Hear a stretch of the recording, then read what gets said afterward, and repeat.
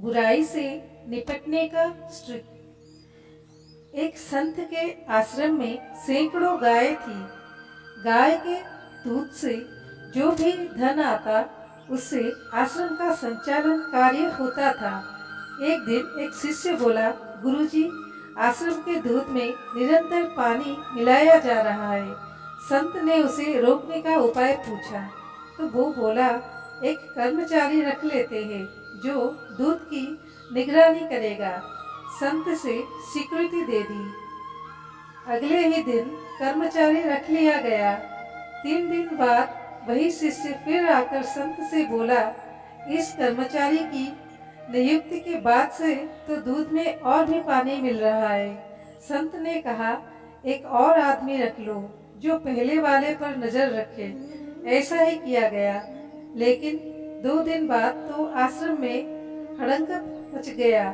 सभी शिष्य संत के पास आकर बोले, आज दूध में पानी तो था ही, साथ ही एक मछली भी पाई गई।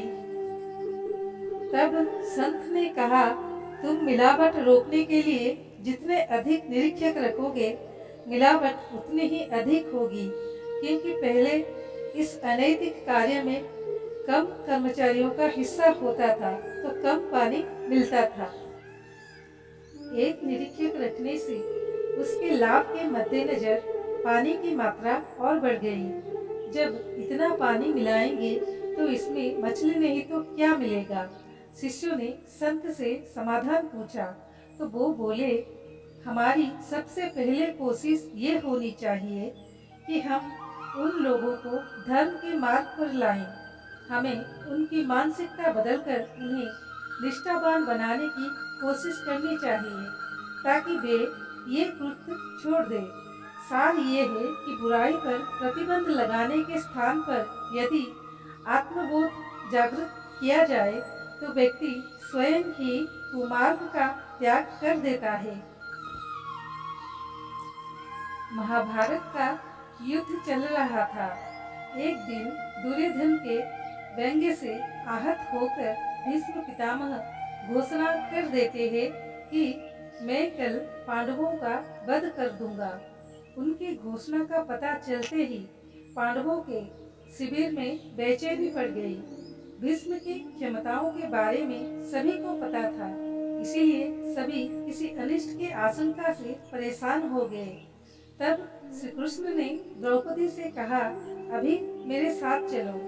श्री कृष्ण द्रौपदी को लेकर सीधे भीष्म पितामह के शिविर में पहुंच गए। शिविर के बाहर खड़े होकर उन्होंने द्रौपदी से कहा कि अंदर जाकर पितामह को प्रणाम करो।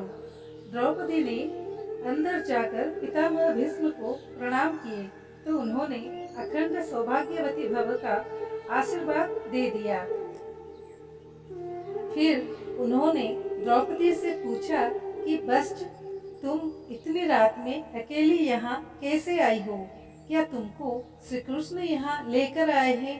तब द्रौपदी ने कहा कि हाँ, और वे कक्ष के बाहर खड़े हैं। तब भीष्म भी कक्ष के बाहर आ गए और दोनों ने एक दूसरे से प्रणाम किया।